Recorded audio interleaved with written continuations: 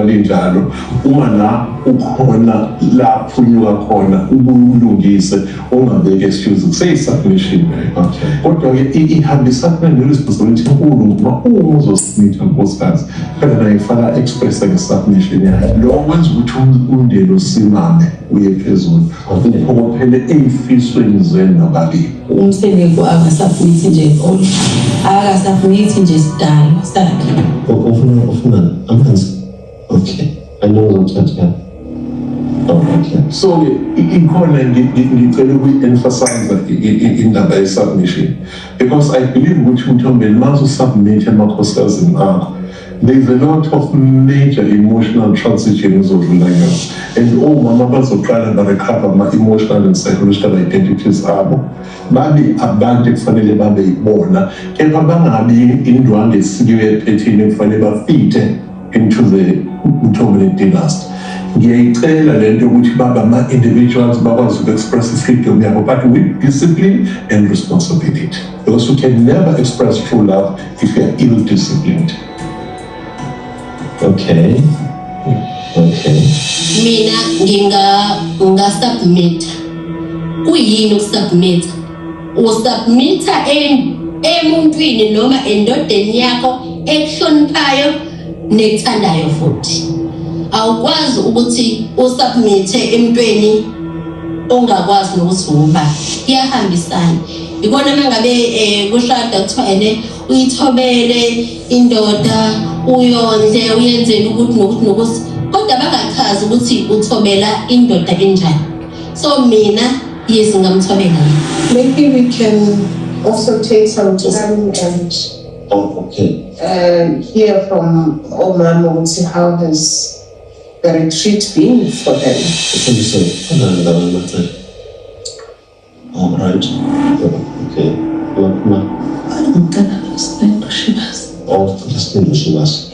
Okay. Submission for a relationship here, do you submit to each other? I've been doing that. I won't say God. That is why namanje ngikhuluma indaba ekufuze ngabe ngayikhuluma ngayiqeda because I've been submitting. Noma abantu bangathi Mthombeni akaza submit, they are wrong because ungakwazi ukwenza into engithi ngiyayenza it's because I've been submitting. When I'm up my law, have you been submitting to Mthombeni? Noma kudalengezwe le submission okhuluma ngayo mhlawumbe kufanele siyenze ngenye indlela. I think i-submission ngiyayenza kodwa uma ulalele into echazwayo iyohlale ihlukile ngokuthi Mthombeni this Mthombeni that. Angazi Mthombeni mase uhleze submissive ukhuluma ngayo. Le submission kufanele izohlala phansi ungichazele siyenze ngenye indlela ngoba mina fanele ngifake umthetho kodwa ekufakeni lo mthetho kusho ukuthi ngiyona so angisazi ukuthi fanele ngisho kanjani kodwa ngiyazi ukuthi njengamanje yini inkinga ukhona into eyenzekile esinike izinkinga.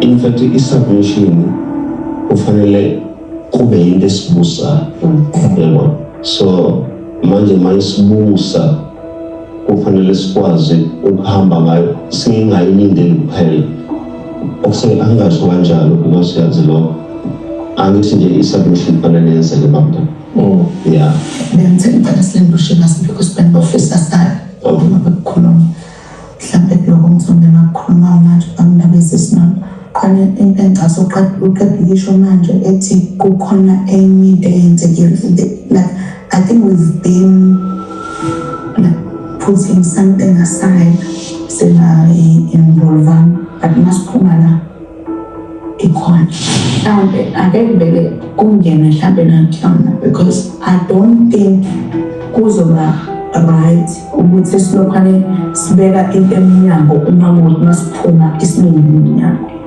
unless sihlanganisa lo mndeni silapha lo mndeni bese mawuphuma ube umndeni olaphekile uhlangene uhamba kanje ingekho into elilindele mina Eziphi lezo zinto ezaphushele eceleni akhuluma ngazo ngoba manje akazisho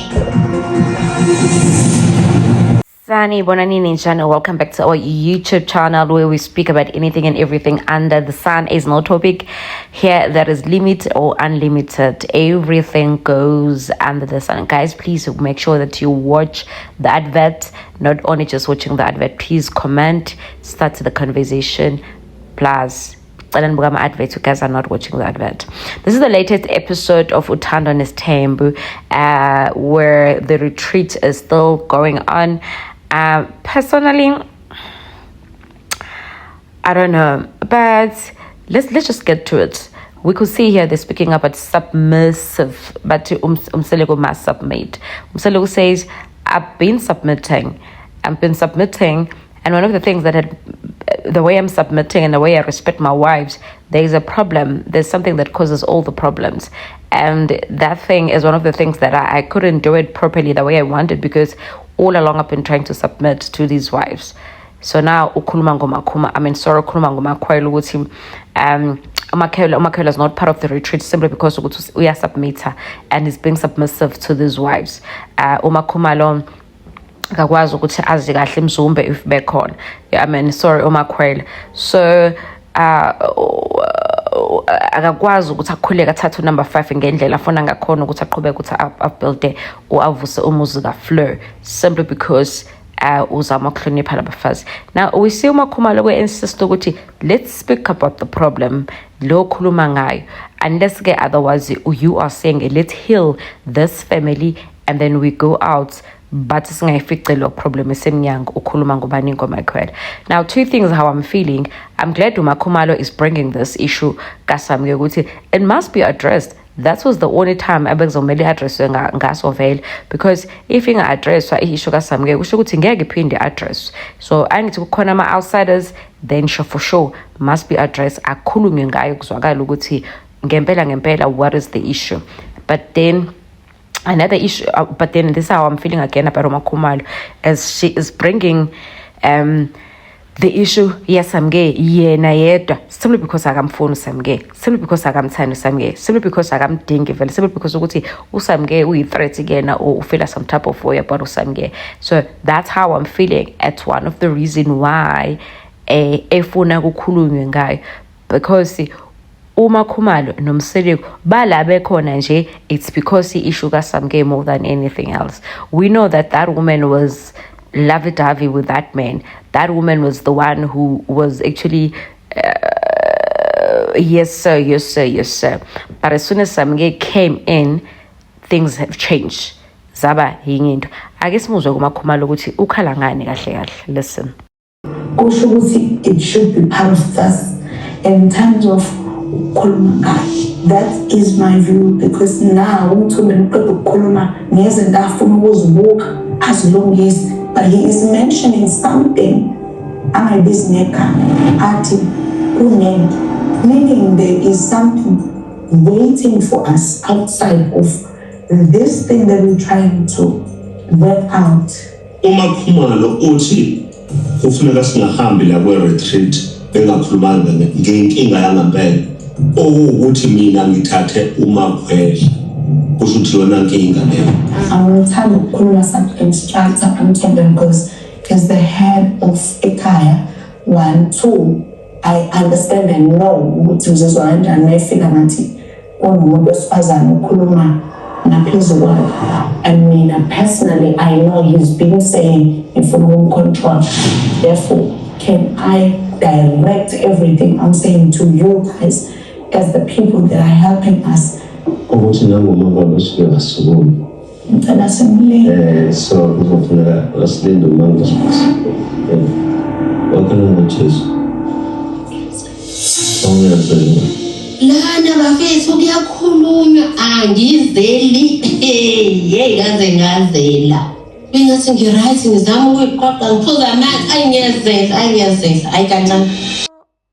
Uthobile ke uyangena ke lento ke esiyabizwa ke ngempela ke ukuthi ke kumele kukhulunywe ngendaba kaMakhwela. Macele ke doesn't want to be part of this, simply the fact ukuthi akanankinga noMakhumalo, rightfully so.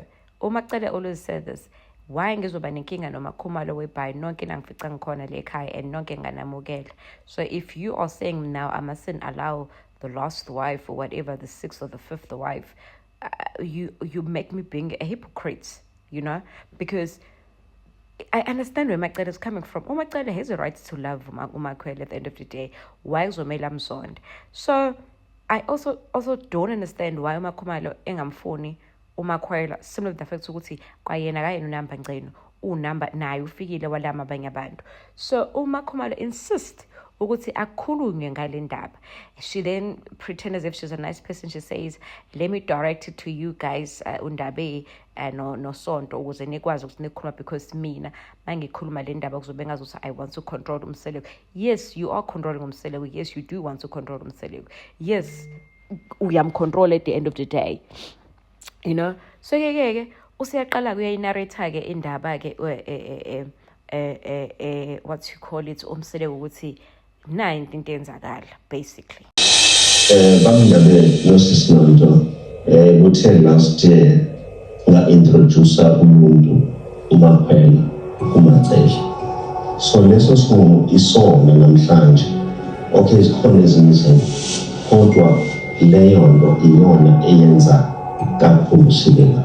Bengiyizwa wani ukuthi lowo muntu abamfuni, and then maqhubeke bathi lowo muntu ongasibani bami. So okaMatsele esho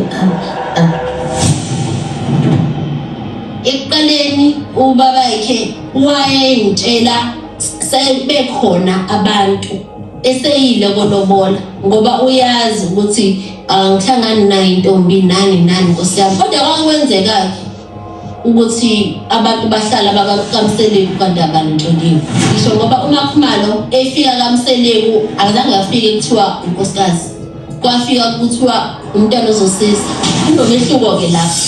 So mina bamndabe ngilalele yonke leyo nto, ngabona ukuthi kusho ukuthi umuzi uzokhayeka phakathi sokuhlakazeka. So kufanele ngibe nendlela yokuyisebenza leyo.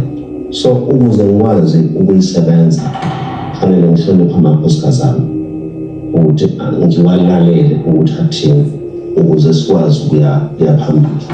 So into engicabanga ukuthi izosilekelela kusho ukuthi ama-processes abese ngiwaqalile kufuneka ngiwamisa. So kusho ukuthi into yokufaka lowo muntu ngaphakathi uMakhwele umfaka kufanele ngimise, ngithathe imandate kwayisho lama-complete, ngilalele ukuthi abantu bami bathi akwenziwe njani. uMakhwele uzotshelwa yimina ukuze lento ihambe ngendlela, because metshelwa omunye umuntu, in fact lowo muntu uzobe ngiyamthwesa umthwalo angafanele uthwala. Imina that I must communicate, not unless umamkhulu decide ukumtshela ukuthi kodwa ngibe ngamthumile, imina engizotshela. Boom. Now, well, of which is something that we knew about, but this is yon. Macele is reminding us the fact ukuthi why yena always said ukuthi akafuni intombi. However, and abamfuna uMakhwele, but uThobile wafika yena lapha kwaMseleku eyintombazane ezosiza, waphenduka wathola indoda, wajola nayo, walala nayo, waseyashada before she became a wife. I understand the argument kaMacele ke manje ukuthi uThobile is the last person who can actually say akamfuni uMakhwele, simply the fact ukuthi uyazazi yena ukuthi wafika kanjani kulomndeni. So if there's somebody in kula makhosikazi lawo onganikeza igrace uMakhwele, it's uMakhumalo, who understand ukuthi naye wafika kule ndoda, at least uma kule ntozana ulotsholiwe akukona ukuthi akashadile. So ke uMseleku is trying to explain the fact ukuthi I have this wife, but inkosikazi yami ukhona uMakhwele. However, angikwazi ukumletha la because ngihlonipha abani labafazi laba ngoba bamfone bathi uyintombi, but akasaseyo intombi njengamanje. Uma wengane, and esibeni uma wengane nje usezele and sengimlobolile. So guys, what are you thinking about uMakhumalo refusing uMakhwele ukuthi abe member of the family whereby yena wafika eyintombazane ezoshaya iscoop. Don't you think she's being a hypocrite for that? And because njengamanje yena uzama influence all these other wives ukuthi uMakhwela kangabi part of the yini lengako uMakhumalo ayicemceka ngoMakhwela, because I don't want us to have the topic yongabi neyingane. I think it's overdone. Thobile must get over it. It's fine. It's done. She's not the the first person ongabe nabantwana. Abaningi abantwana nabantwana. And now she must stop using that if you ufuna ukulwa ama battles like. Beside ukuthi uSamke uzele, what else that uThobile amzondela unoSamke? Simple fact ukuthi wafika eyintombi yena. Wafika eneyintombi wahlala kamseleke eyintombazane. But uSamke ulotsheliwe and uSamke unengane.